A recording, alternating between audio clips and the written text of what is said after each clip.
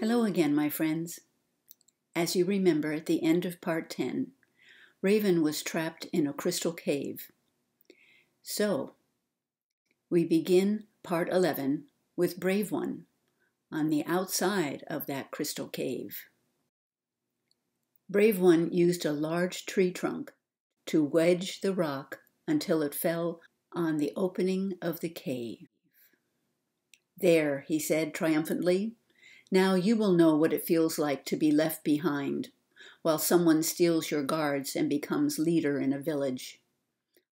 I am the one who should be leader," he proclaimed. As he walked back to the campsite in the mountains, where Raven's people were, he wondered how he was going to get the guards to follow him. Should he tell them the story how Raven fell off a cliff and died? Maybe she jumped off the cliff after the sacred feathers. No, none of that was believable. He would have to think of something else. Meanwhile, back in Keymyu's community, Laughing Wolf helped Hummingbird off the cliff after he made sure the enemy had left and the people were safe in their village.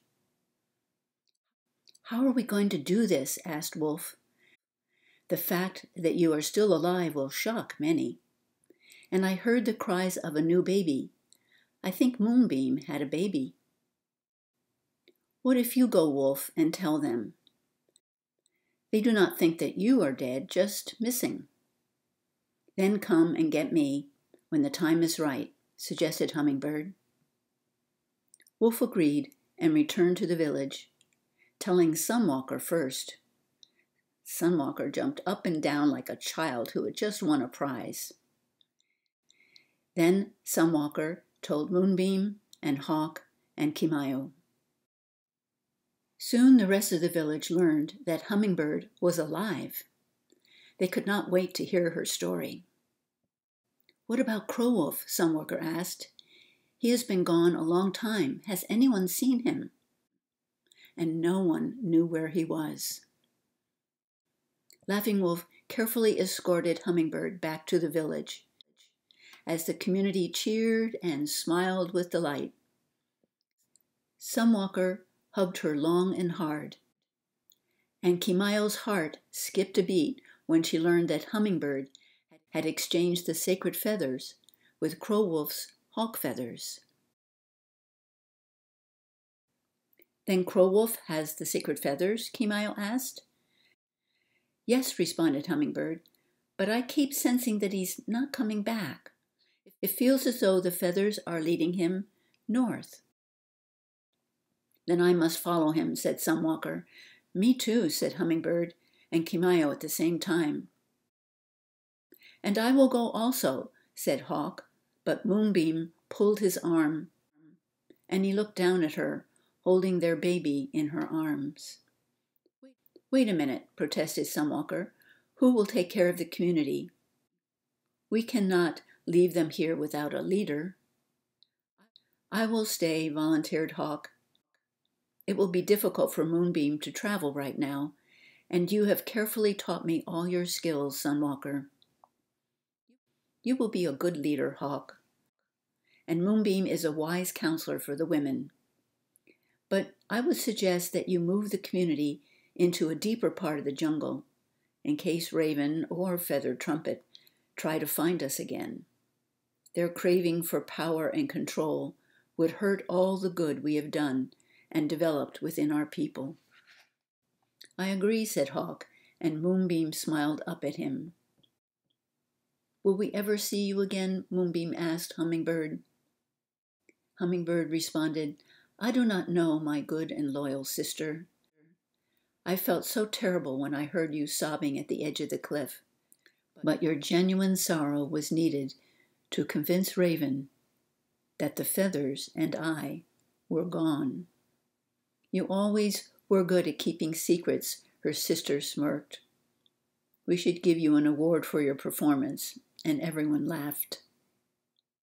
"Why did you have Moonbeam give us the crow feathers?" asked Keymyu. "There were several reasons," Hummingbird began. "I hoped you would remember how I told you That sacred one told me to use the feathers and the shells whenever I needed help. Secondly, and forgive me for this, I was hoping that you would see the crow feathers as my saying goodbye before I died. Well, it worked, frowned Moonbeam. I was hoping that was not the message. I thought that too, admitted Keymyu. You sure had us convinced that you went over that cliff in a blaze of fire. Everyone agreed, and they also were glad that it was not true. Meanwhile, back in Raven's community, Gentle Breeze noticed that Raven had dropped her colorful medicine feathers slightly outside their campsite on the path toward the cave. Oh no, she thought, Raven will need these. So she asked one of the guards who had traveled with them to the cave to bring Raven her feathers. He agreed and soon was on his way.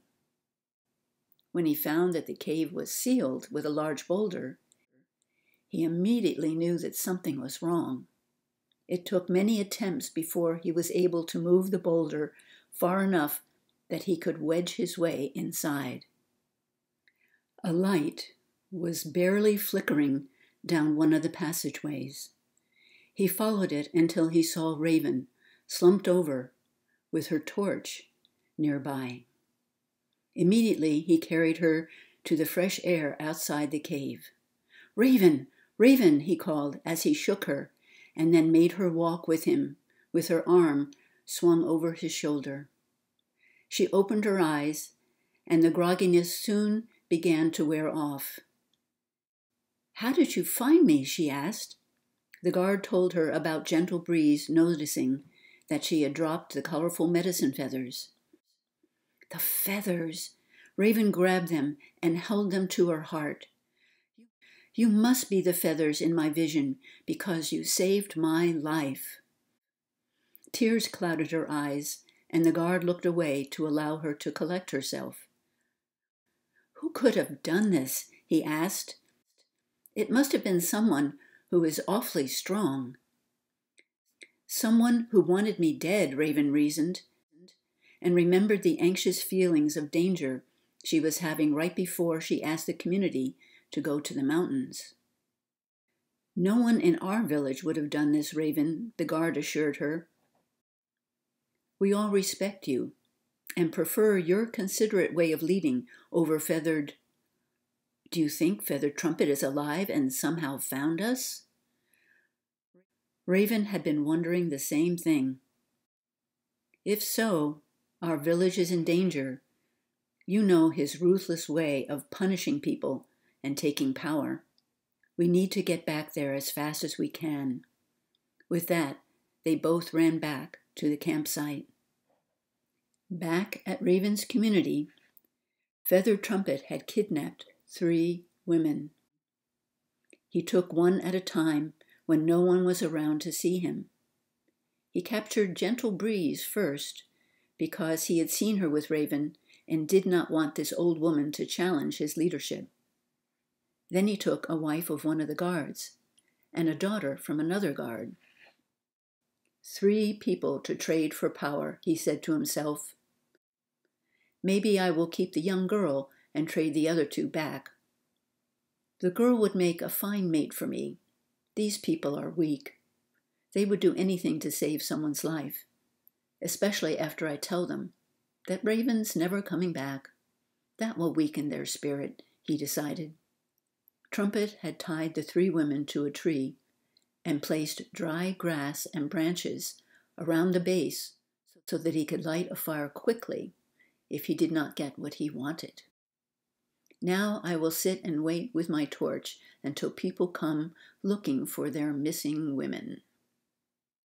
Raven and the guard caught sight of Feathered Trumpet as he was lighting his torch.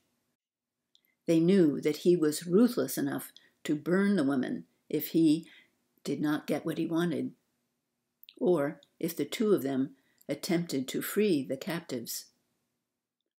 I need time to think how we can free them, Raven said, and motioned for the guard to follow her. Suddenly, she realized that feeding Trumpet's ego would create him seeing only what he wanted to see. She found one of Gentle Breeze's friends and asked her to make a grouping of feathers that looked just like the colorful medicine feathers.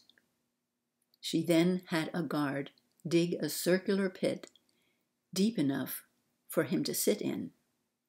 Next, she laced some branches over the pit and covered the opening with a blanket. 3 women sat at the corners of the blanket with items to sew or work on. This would make the blanket appear as though it was on solid ground. At the 4th corner of the blanket, Raven piled a stack of twigs. The guard in the pit would be able to stick his hand up and start a fire in those twigs at just the right moment. Raven then gathered the people and told them how they needed to participate to make it believable. Finally, she was ready and sent one of the guards to give Feathered Trumpet a message. She instructed the guard to make sure Feathered Trumpet approached her area in a specific direction so that the pit where the other guard was hiding would be hidden behind a pile of twigs.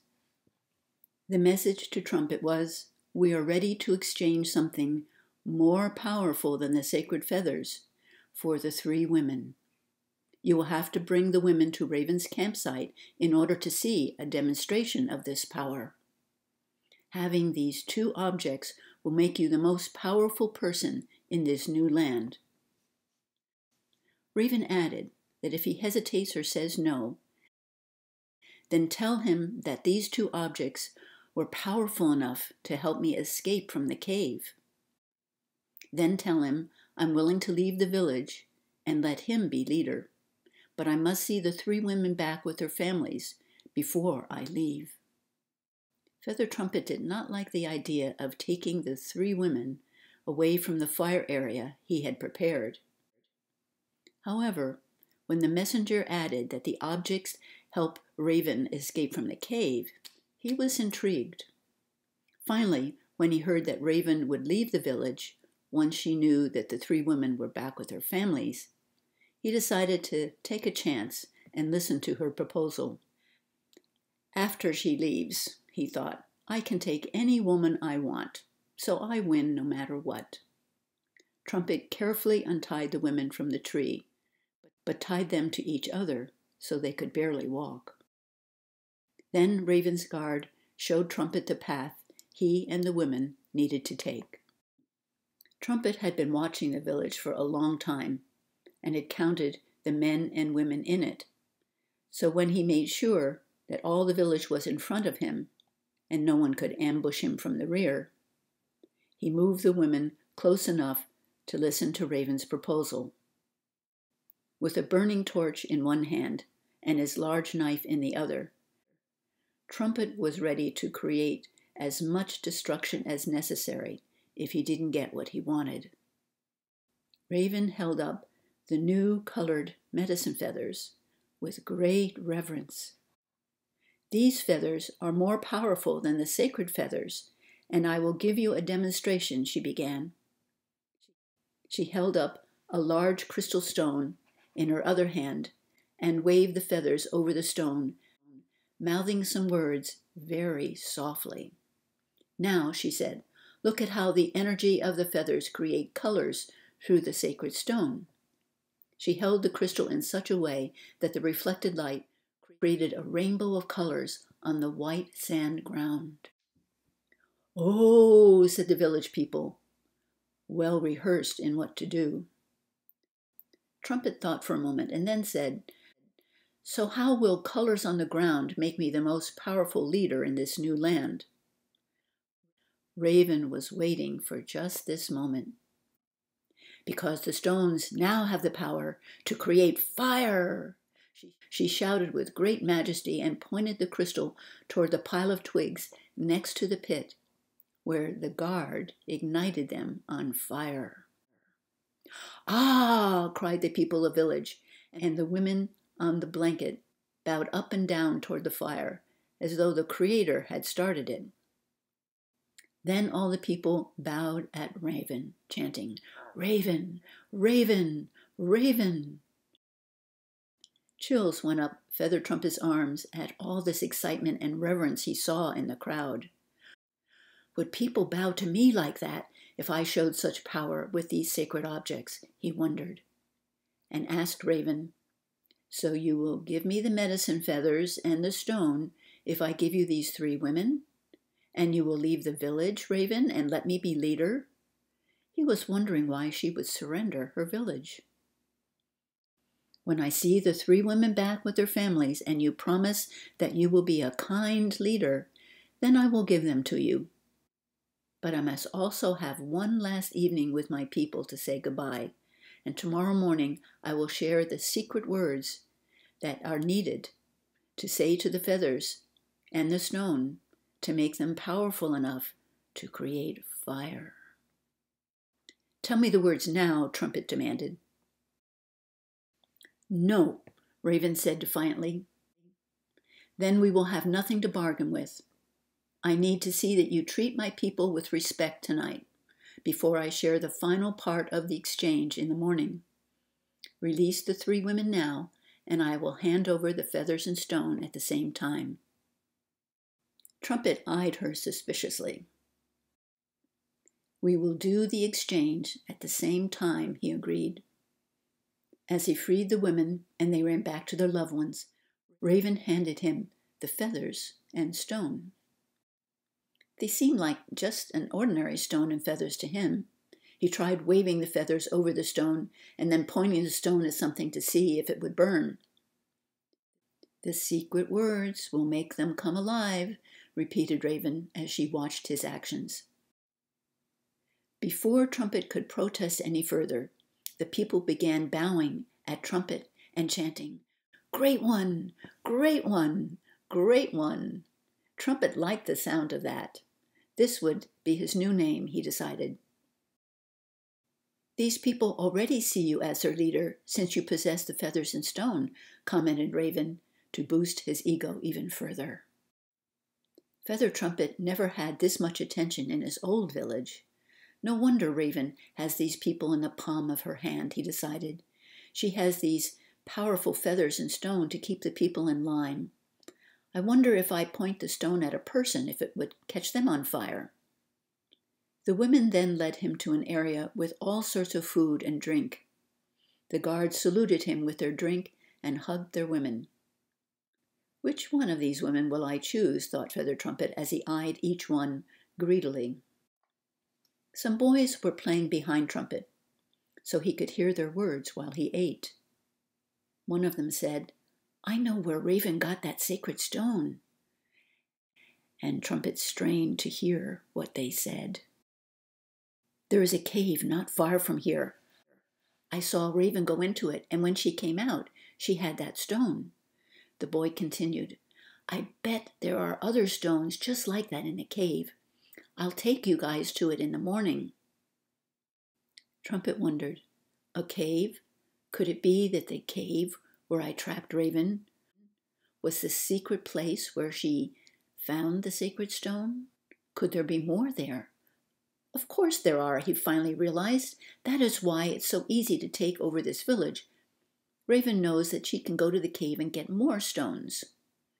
I'm going to have to find a way to seal that cave up again and take all the stones out of it for myself. Imagine how powerful I would be if I were the only one who had access to the stones. I could trade them for whatever I wanted. Trumpet did not realize that he was laughing out loud, and everyone was looking at him. "Oh, this drink is good," he explained. "I'll be right back." Casually, he got up from the feast, taking his sword and torch, and walked off toward the woods as though he were going to relieve himself. Then Trumpet crossed over the path which led to the cave. Perhaps the real reason why Raven wanted to extend an extra night is so that she could disappear with all the stones, and I would never have the words needed to bring power to my stone. I need to see what is in that cave, he decided, and was glad he had brought his torch. Raven and the 3 guards watched him leave. They were hoping that the boy's words would pique Trumpet's curiosity. As they began to follow Trumpet, the wind suddenly picked up. With each step, the wind got stronger and stronger. Black clouds began to swirl in the distance. "I think we need to go back and have our people bring things to the cave on the other side of the mountain," Raven yelled to her guards through the roaring wind. "Forget about Trumpet. If he keeps heading in that direction, he will head right into those dark, swirling clouds. Helping the people is more important right now." The guards agreed, and they turned back toward the campsite.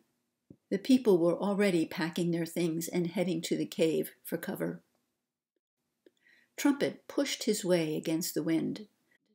Nothing was going to keep him from becoming the most powerful person in this land. "A sacred rock that creates fire and can even move large boulders," he gloated. "What else can it do?" he wondered. It seemed like forever before Trumpet got to the cave.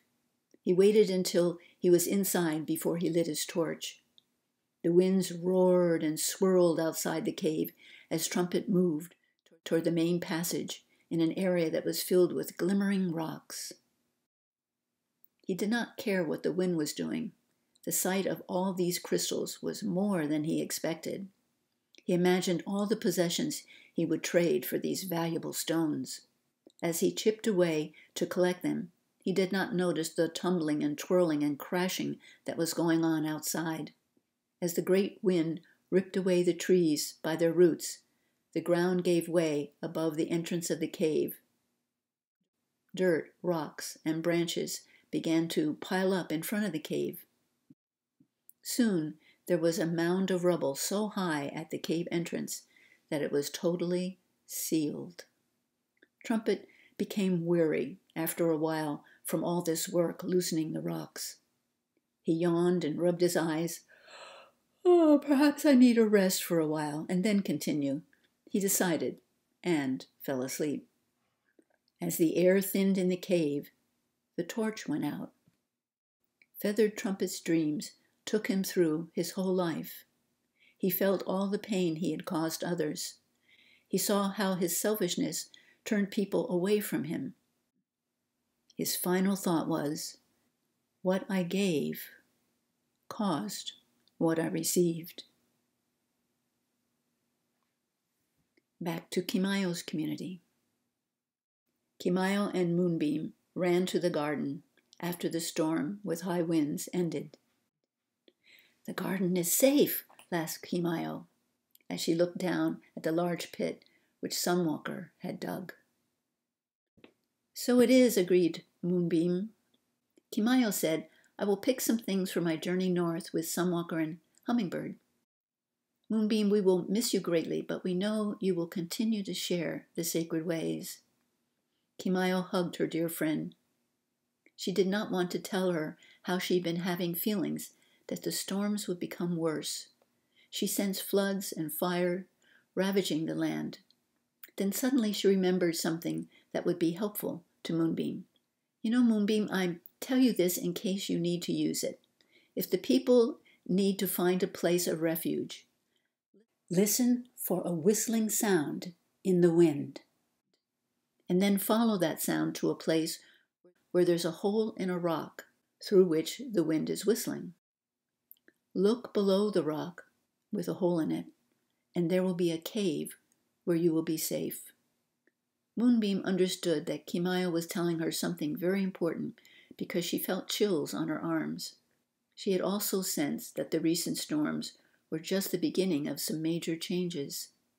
She knew that living the sacred way with a peaceful mind and kindness in one's heart helped one remain center so that they knew what to do as needed. "Pass on the sacred ways to as many people as you meet," Keymyu added, "and I will do the same. A blessing from the sacred feathers will go to everyone who passes on the information about the sacred ways to others. People of the earth must return to living in harmony with the earth if they are to survive. Self-centered thoughts keep one in a self-destructive realm of me. Seeing how every thought, word, and action affects the balance of everything around us is a sign that one understands the wisdom of we, or, in other words, all is interconnected. We need each other. We balance each other. We are all a part of the creation. As CrowWolf often said, the Creator does not make mistakes. It is our interpretation of what is happening which may be mistaken. All extremes eventually balance themselves, and Mother Earth may bring about a balance which will bring humans back to harmony with the Earth. Moonbeam smiled and added, "As we listen within, we will know what to do." So, what has been happening with CrowWolf? CrowWolf awoke with thoughts of his mother clearly in his mind. "It feels like you are well, Mother. I want to return to our village, but the crow, wolf, and feathers are urging me to go north. Feel my love for you and Father. I need to follow my destiny." Thus CrowWolf continued heading north, following the crow and wolf. He sensed that his family might be following him. His dream last night showed him a new group of people that he would meet and join and share the sacred feathers with. He sensed that he would be eating less meat to keep his energy and consciousness higher, and thus more open to receiving information as needed. The new land where he was going needed the energy of the feathers for all that was going on there. The feathers would draw those who would work together to help humanity grow in light and return to the sacred ways of honoring Mother Earth and each other as a part of the Creator's creation. "What you give is what you receive," he heard in his mind, and it felt as though the words were coming from the feathers. CrowWolf realized that whoever had come in contact with the sacred feathers experienced that lesson. If they gave out disharmony, they received disharmony. If they gave out peace, they experienced peace. If they helped each other grow in light, they also grew in light and became lighter in their heart and soul.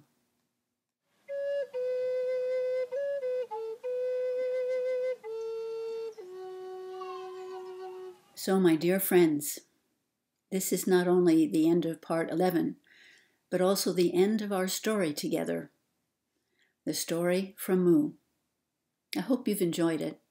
And if your heart tells you to be in touch with me, please do so, because by the response of the people who have watched this story, I'm going to set up a YouTube channel where people who are helping others and the world grow in light can share what they're doing to help bring us all back to more respect and kindness with each other.